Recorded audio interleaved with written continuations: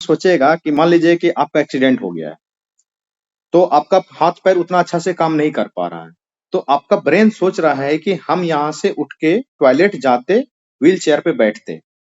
आपका दिमाग ये सोच रहा है, लेकिन आप लगभग अपंग हैं, तो उस स्थिति में क्या करेगा कि आपके ब्रेन में जो इलेक्ट्रोड लगाए गए हैं, जो इलेक्ट्रोड है और जो चिप फिट कर दिया जाएगा आदमी के दिमाग में ही, तो वो चिप सिग्नल दे देगा उस कुर्सी को कि कुर्सी यहाँ आ जाओ, जो है कि सर को बाहर जाना है। तो कुर्सी आ जाएगा, फिर जो है कि लोग उस पे बैठेंगे और बाहर चले जाएंगे। फिर होगा कि मुझे प्यास लगी है, तो वो उस तरीके से बोतल भी डिजाइन किया हुआ रहेगा कि वो बोतल ही अपने आप आपके पास चला आएगा। आपको सिर्फ दिमाग में क्या सोचना है कि प्यास लगी है, तो फिर वो चिप सिग्नल देगा बोतल को, बोतल सोच लेगा। उसी तरीके से ये लोग क्या करते हैं कि इनके लिए भी न्यूरल लिंक लाएंगे कि क्वेश्चन कार्तिक आंसर लिखने के लिए दिए थे, तो क्या करेंगे कि सोच लेंगे दिमाग में, तो क्वेश्चन अपने आप वो कि टैप हमने लिख रहेगा, लिया, पैड रहेगा है ना। और लिख लिया जाएगा। मेहनत करना ही नहीं है कि नहीं? मैं बताया था कि जो मैं देता हूँ प्रश्न तो कम से कम उसको पढ़ करके आए, उसके बारे में लिखे। उससे क्या होगा, एक तो आपका उस टॉपिक पे नोट्स तैयार हुआ, पहला चीज। दूसरा चीज, उसको आप जब पढ़ें, जाने, समझे, बुझें, तो उससे क्या हुआ, आपका एक कंटेंट इनरिचमेंट हो रहा है। ऐसे ही डेली बाय डेली जब आप पढ़ते हैं अलग अलग टॉपिक का, जैसे आप हम संपादकीय का बात करते हैं, तो उसमें क्या है, आप एक टॉपिक पढ़ें, उस टॉपिक के बारे में आपको एक ठीक ठाक नॉलेज हुआ, उसमें इंटेलेक्चुअल का पर्सपेक्टिव आया, कुछ संबंधित गवर्नमेंट का स्कीम आया, कुछ फैक्ट्स आए, तो आप डेली जब पढ़ेंगे तब ना। अब मैं देता हूँ 2 टॉपिक दिया हूँ, दोनों डिस्कस करके आना था, दोनों पढ़ के आना था, लिख करके आना था, कोई काम नहीं करता। कोई किया था सर? कोई हाँ भेजा था हाँ, क्वेश्चन? एक आध लड़के ने किया था, वैसी बात है, एक किसी दो ने भेजे नहीं किया होंगे। था। हाँ हाँ, एक दो भेजे थे। और दूसरी बात ये है कि अलग अलग टॉपिक अभी हम लोग दे रहे हैं ताकि आपको पकड़ बन जाए, ठीक है। उसके बाद फिर जो है कि सिंक्रोनाइज में टॉपिक देंगे ताकि आप उस पर लिखेंगे। हाँ कुंदन कुछ बोलना चाह रहे हैं? सर मैंने आंसर किया था सबका, उसमें एक का चेक होकर आया और नहीं आया सर। वो आ और जाएगा। आज का क्वेश्चन भी नहीं मिला वो राइटिंग करने के लिए। एक्चुअली है क्या कि कल का डिस्कशन हुआ नहीं था, इसलिए आज का क्वेश्चन देने से कोई मतलब नहीं है। आपने ही लिखा है और किसी ने लिखा भी नहीं है, तो वो टीटीएस को डिस्कशन होता है। सर की ड्यूटी लगी हुई है इसमें, क्या कहते हैं, एग्जामिनेशन में बहुत हैट्रिक ड्यूटी होती है, आप समझ सकते हैं। एग्जाम ड्यूटी है सर सुबह की। 7 से लेकर शाम 7, शाम 7-12 घंटे की 12 ड्यूटी घंटे। चल रही है, ठीक है। वो क्वेश्चन मिल जाएगा, उसके लिए आप चिंता क्यों कर रहे हैं? डिस्कशन चल ही और रहा है, सर टीटीएस। ओके, और किन्हीं को कुछ पूछना है? हाँ बोलिए रीता।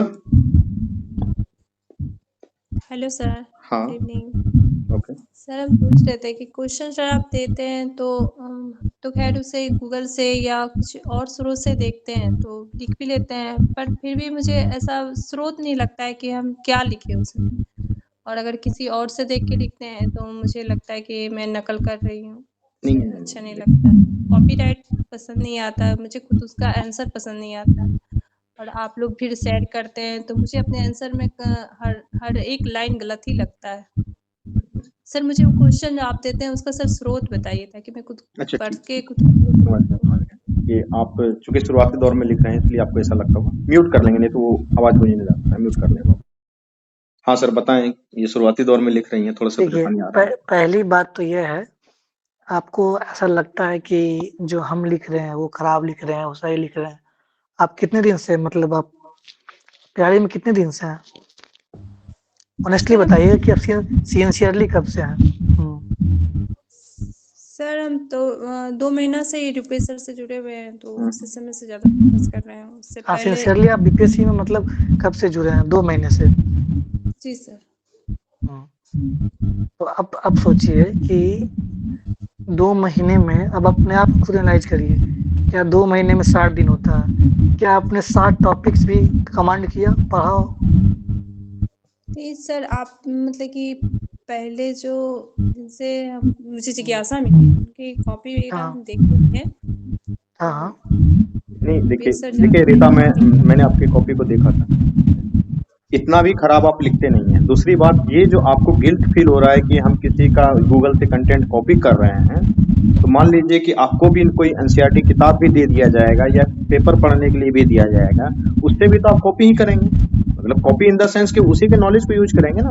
चाहे आप पेपर पढ़ के सर याद हमको करके जवाब लिखें। देने दीजिए थोड़ा सा, हाँ, इनको समझा देते हैं हम। देखिए, म्यूट कर जब लेते, कोई म्यूट गायक कर बनता लेते। है ना, जब कोई पहले गायक बनता है, सिंगर बनता है, तो पहले वो क्या करता है, जो गाना वो गाया है already, that song has been sung, उसी गाने को गाते हैं, उससे वो सीखते हैं राग, चाहे वो कितना भी बड़ा सिंगर बन गया हो, चाहे वो शास्त्रीय संगीत हो, हर एक तरह के वो गाने का अभ्यास करते हैं, रियाज करते हैं। जब उसमें वो परिपक्व हो जाते हैं, तब वो अपना नया म्यूजिक कंपोज कर लीजिए, या नया राग बना लीजिए, या गला को जैसे तोड़ मोड़ लीजिए, फिर उसके अकॉर्डिंग है। लेकिन पहले उनका उसका बेसिक क्या है, पहले वो आप सीखते हैं वही चीज जो पहले काम किया जा चुका है। तो मेंस राइटिंग में क्या है, जब पहले काम यह है कि आप पहले पढ़ें उस टॉपिक्स को। टॉपिक पढ़ने का तरीका है, पहले उससे संबंधित प्रीवियस ईयर क्वेश्चन बैंक, दूसरा उससे संबंधित स्टैंडर्ड बुक, तीसरा वेबसाइट्स। कुछ भी आप जैसे मान लीजिए इलेक्ट्रिक व्हीकल्स है, electric vehicles dot UPSC dot BPSC करिए, आपको 5-6 अलग अलग प्रकार के आपको आएंगे। आपको जो आप कुछ उसका भी पढ़ें, कुछ उसका भी पढ़िए, पहले कंटेंट इंगेजमेंट करिए। आपके पास कंटेंट है ही नहीं, then how can you become selective. जब आपका पहले कंटेंट भरेगा, तभी आप लिखेंगे, और तभी वो सुंदर लिखाएगा। अब आपके पास मान लिए 5 पॉइंट ही है, अब 5 पॉइंट में अब 5 नंबर का है, अब 5 पॉइंट ही है, तो उसमें आप कितना अच्छा छाटेंगे कि क्या लिखना चाहिए। अगर आपके पास 15 पॉइंट होगा, 20 पॉइंट होगा, उसके बारे में नॉलेज होगा, then you can give the best answer, best important points in the answer writing. उसके लिए आप पहले ये गिल्ट फील का बात ही नहीं आना चाहिए, क्योंकि आपको पहले अधिक से अधिक पढ़ना है।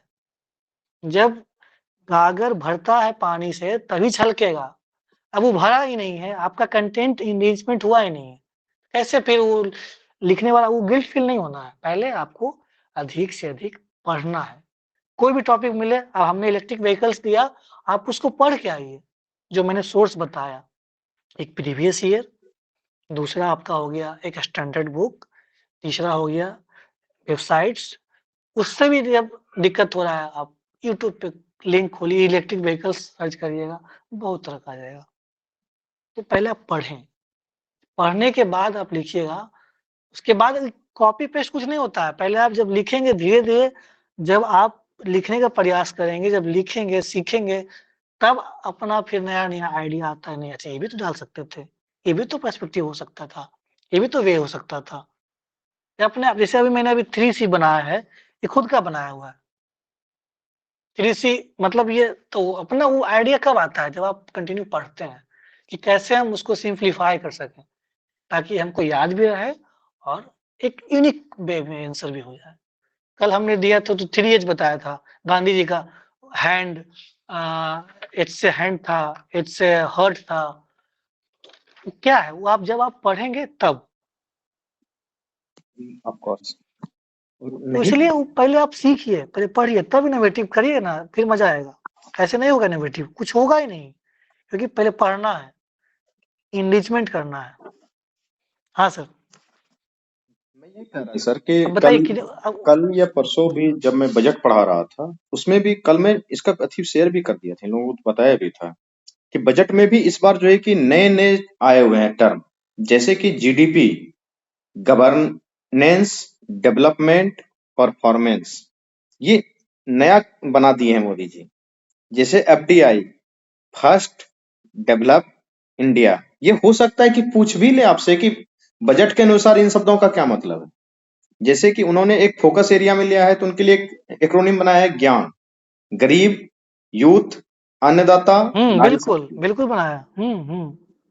ये सारी चीजें मैंने बताया भी था। इस ये जहां भी मिले ना, 3D, डेवलप, डेमोक्रेसी, उसके बाद क्या है डेमोग्राफी, हो गया 3D। तो इस तरीके से अपना भी कोई 4P, कोई 3C बनाइए।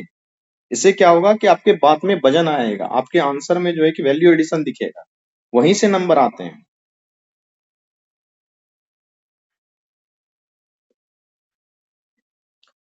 ऑफ कोर्स सर तो चले काफी। हाँ चंदन जी बोलिए कुछ, टाइम बिल्कुल हो समय हो गया बहुत। सर हाँ एक मैं दिखा लास्ट देता हूँ क्वेश्चन था। नोट्स। हाँ बताइए, हाँ सर, बोलिए। नोट्स दिखा दीजिए। बोलिए कि चंदन हाँ सवाल सर, आप नोट्स बोलिए। दिखा दीजिएगा। हाँ, और सर मैं ये बोल रहा था कि जैसे सर आंसर राइटिंग करते हैं तो सर हम मतलब एक दो चीजें क्या दिमाग में रखे कि वो एग्जामिनर को जब चेक करता है तो उसके लिए हेल्प और हमें ज्यादा मार्क्स दे।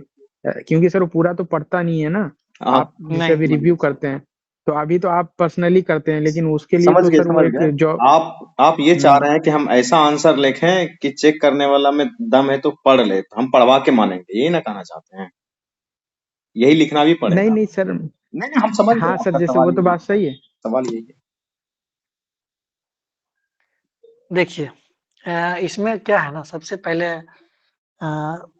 जो पहले क्या करना है कि किसी भी टॉपिक जब पढ़ते हैं तो उसको प्रयास करें कि एक तो स्टार्टिंग में जैसे हम बताते हैं कि अगर समझ में आ गया आपको अच्छे से प्रश्न, तो उसका introduction, background, causes, features, limitation और कंक्लूजन, एक तो तरीका ये है। उससे संबंधित कुछ स्कीम्स ये आप स्टार्टिंग में भी डाल सकते हैं, एक लाइन खींचे उसके बाद हल्का सा एरो बना करके डाल सकते हैं, एक ये है।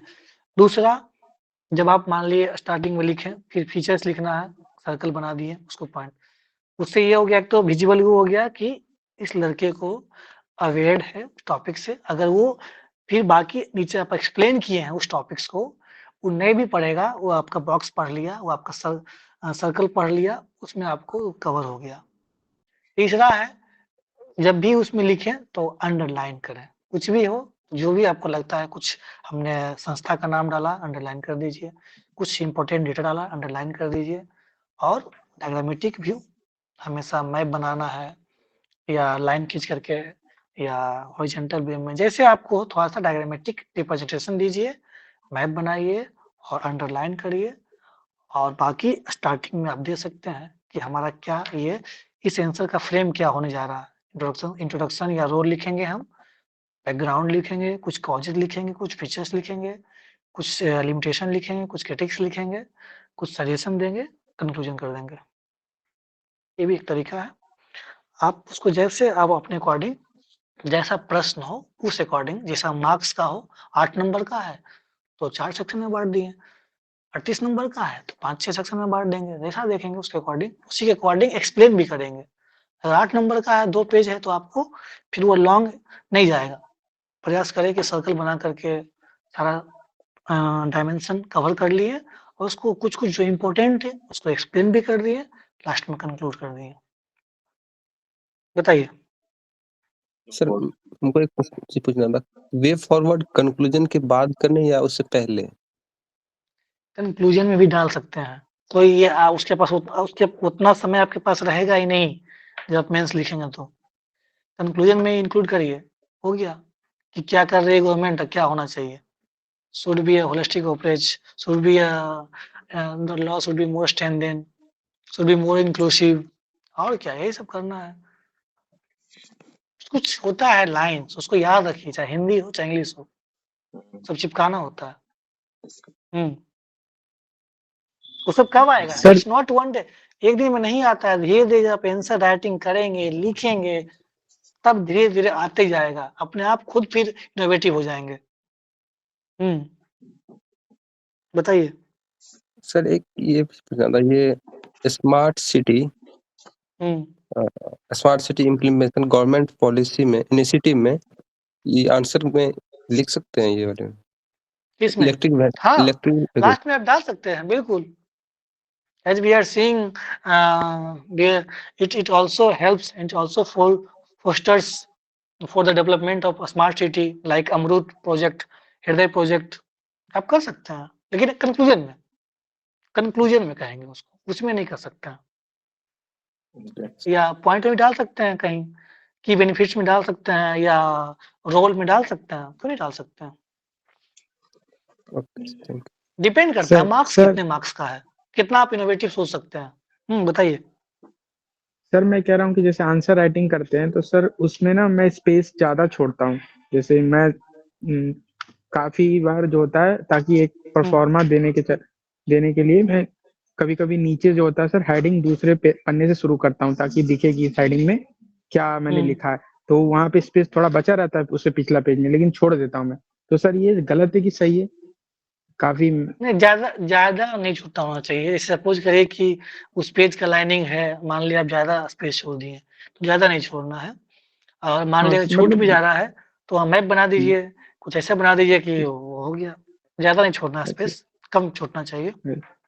वो अच्छा ज्यादा छोड़ने के लिए कब हम लोग बताते हैं, जब आपका कॉपी, आपको कुछ आ ही नहीं रहा हो, एग्जाम में बहुत कम समय बचा हो, लेकिन कॉपी भर के आना है, कुछ कुछ लिख के एक एक पेज पे पढ़ते जाना है, तब होता है। वो सब हो कि अंतिम उपाय है। अब ये ज्यादा मत छोड़िएगा, ऐसे मत छोड़िए ज्यादा। अच्छा सर, देखिए ये कई लोग केमिस्ट्री। बोलते हाँ, बोलिए बोलिए। कई लोग बोलते हैं कि सर इंट्रोडक्शन और कंक्लूजन जो है